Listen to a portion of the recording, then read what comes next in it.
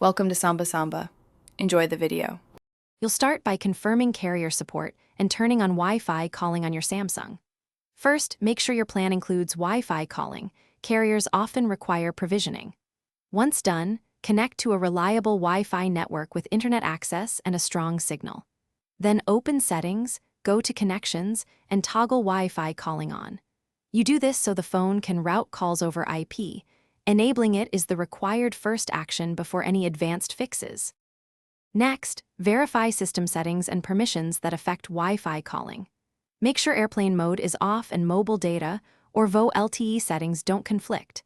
Some carriers require VoLTE LTE enabled alongside Wi-Fi calling. If issues persist, reset network settings to clear corrupted configurations, which restores Wi-Fi and calling defaults. Also update carrier settings and Android system software so the handset and carrier handshake correctly. These steps fix mismatched settings and ensure your device uses current provisioning and protocols. Finish by applying and verifying changes.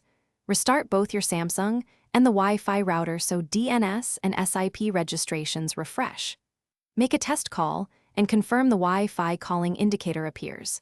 If not, contact your carrier to confirm the account is provisioned and your emergency address is set for 911 services.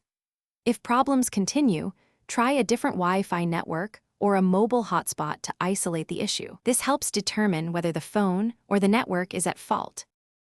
Thanks for watching. Consider subscribing if we helped you.